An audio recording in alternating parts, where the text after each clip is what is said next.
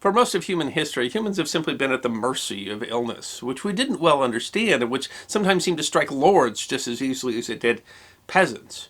Diseases from polio to the common cold were deadly and bedeviled humanity from the start, but many dread illnesses now have treatments, and some even have vaccines that can prevent you from getting the illness in the first place.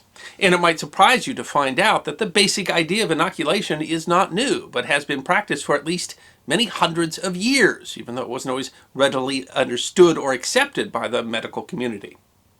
The role of an African slave named Onesimus, who was owned by Cotton Mather, a famous Puritan minister of Boston at the turn of the 18th century, was critical in convincing American and European physicians that exposure to smallpox in small doses could create resistance to the illness without contracting it.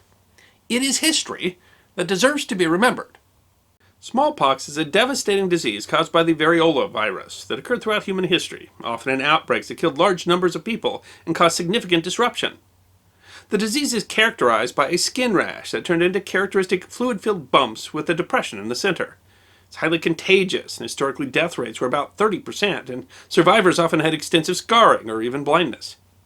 It's speculated the disease has affected humans for at least 12,000 years. Some of the earliest evidence of the disease has been found in Egyptian mummies. It's been suggested as a possible cause of death for Pharaoh Ramses V, who died in 1145 BC. Hittite scrolls tell of a fatal and contagious disease that ravaged the empire, killing two of its rulers in the 14th century BC. A possible early description comes from the Hindu text, the Susrata Samhita, attributed to the physician Dhanwantari, which details a sickness that starts with a fever and then red, yellow, and white, and depressed in the center. The prevalence and danger of the disease even led a number of ancient religions to worship specifically smallpox-related deities, such as the Hindu goddess Shitala, as well as multiple African deities. Variola, the name of the virus, derives from the Latin word for spotted or mottled, or from varus, meaning pimple, but the illness has gone by many names, such as the speckled monster or the red plague. The term smallpox originated in 16th century England to distinguish it from the great pox syphilis. Smallpox gradually became one of the greatest threats over the next few centuries. A later German proverb held, "From love and smallpox, but few remain free." By the 1600s, smallpox was present in much of the world, including the New World, where it ravaged Native American populations. The first attempts to inoculate populations against the devastation of smallpox took place in China, India, the Middle East, and Africa, and might have been used as early as the turn of the millennia. Called variolation, the process involves exposing a person to a small dose of live smallpox to give them a minor case that nonetheless protects them from the virus. It is an imperfect solution, but death rates from variolation were only around 1%, which is far better than those offered by the actual illness. In China, they did this by grinding up the scabs of sufferers and giving it to them by nasal insufflation, blowing it into their nostrils. They would deliberately choose minor cases to use as donated material, hoping to ensure the inoculated patient's survival. Afterwards, they quarantined the patient as if they had contracted the disease naturally until it passed. Chinese physicians would use a silver pipe to administer the inoculation. They specifically used the right nostril for boys and the left nostril for girls. The other primary method involved taking material from the infected and introducing it directly into an open wound on a healthy patient. By 1700, variolation was present in Turkey, where the British would first encounter it.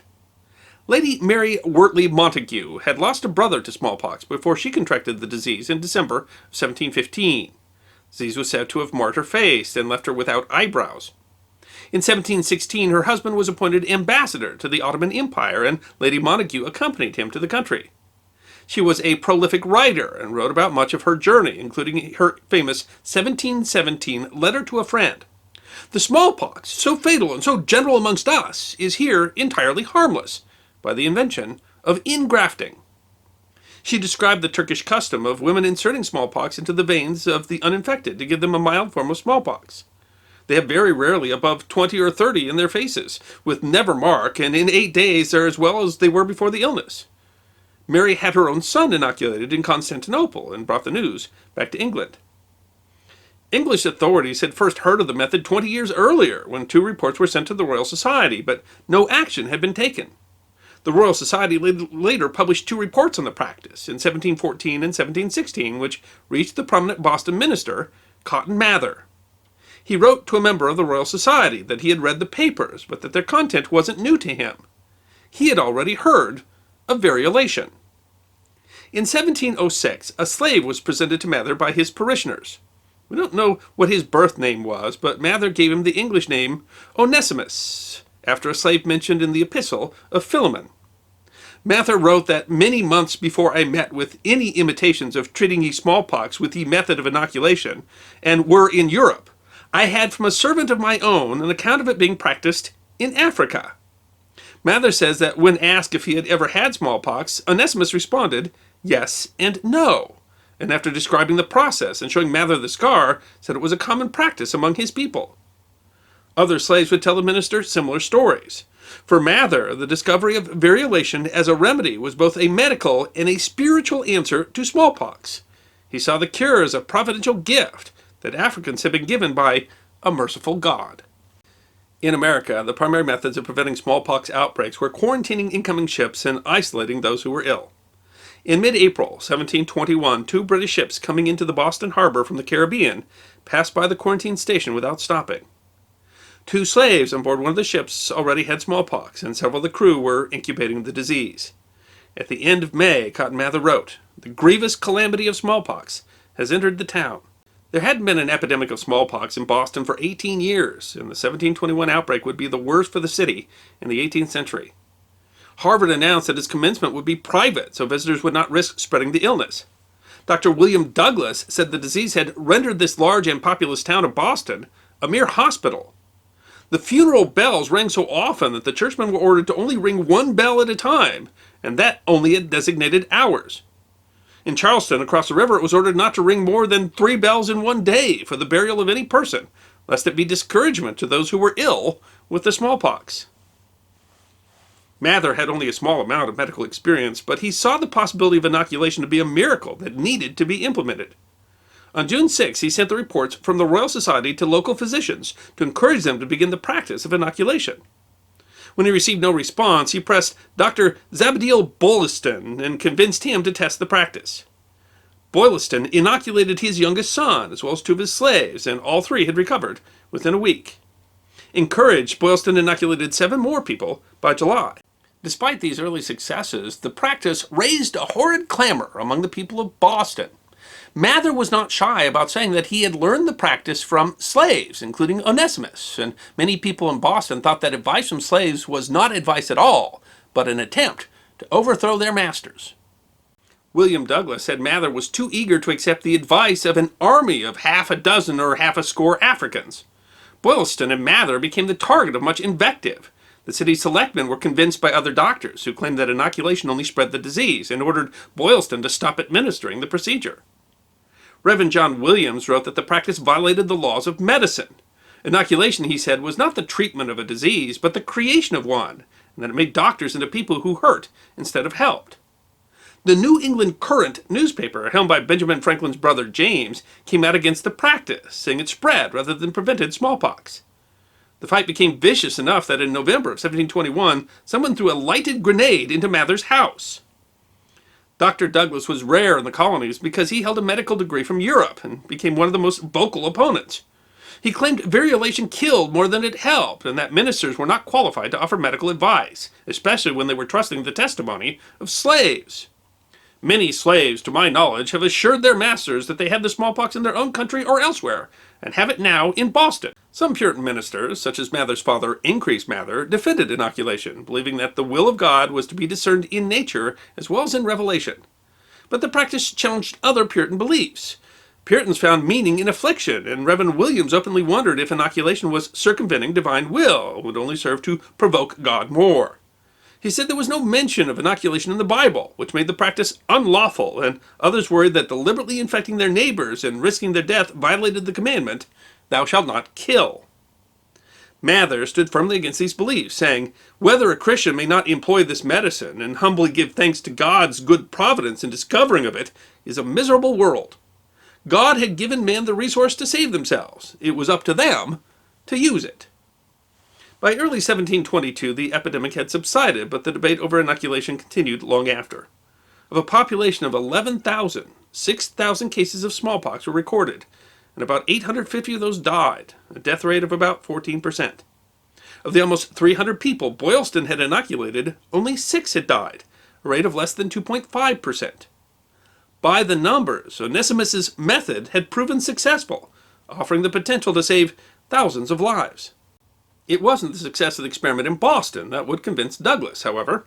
In 1721, Lady Montagu would publicly have her daughter inoculated, and the English government tested the method on several prisoners. Shortly after, King George I's grandchildren were inoculated. Less than a decade after the Boston outbreak, two things changed to bring detractors like Douglas around to the practice. More of the public had personally seen the success of the procedure, and much more research was done and published by other authorities. By 1730, Douglas didn't just believe inoculation worked, he encouraged it. One thing that did change from the 1721 trials was that those inoculated were quarantined for the duration of the illness, thus preventing the disease from spreading. 50 years later, in 1775, George Washington ordered the Continental Army variolated to protect it. By the end of the Revolutionary War, the practice had gained widespread acceptance in the colonies. It is difficult to overstate the importance of variolation. Not only did the practice save millions of lives from smallpox, but it validated the idea of inoculation. In fact, until the 19th century, when we developed several other vaccinations, inoculation meant literally only smallpox. The term vaccination didn't come about until 1790, when British physician Dr. Edward Jenner developed a vaccination for smallpox using less virulent cowpox. The term vaccination comes from the Latin word vacca, meaning cow. Variolation stopped being used pretty much in the 19th century as safer methods of preventing the disease were developed, but it continued to be used in very rural areas in places like Pakistan into the 1960s. By the 20th century, the World Health Organization headed an enormous effort to eliminate smallpox worldwide, and in 1980, WHO declared the disease eradicated. As for Onesimus, he eventually purchased greater freedoms from Cotton Mather. He married later in life and had a couple of children, although they died young. Apparently, Onesimus never converted to Christianity, something which Cotton Mather found to be a frustrating personal failure. And while Cotton Mather is really much greater known for his role in promoting the idea of inoculation, the role played by Onesimus was not insignificant. His clear understanding of the procedure, his cogent explanation of how it worked, Cotton Mather had to go a long way towards convincing Mather that he was telling the truth. In 2016, Boston Magazine named Onesimus one of the best Bostonians of all time because of the role that he played in legitimizing the life-saving procedure. I hope you enjoyed this episode of The History Guy, short snippets of forgotten history between 10 and 15 minutes long. And if you did enjoy, please go ahead and click that thumbs up button. If you have any questions or comments or suggestions for future episodes, please write those in the comment section. I will be happy to personally respond. Be sure to follow The History Guy on Facebook, Instagram, Twitter, and check out our merchandise on teespring.com. And if you'd like more episodes on forgotten history, all you need to do is subscribe.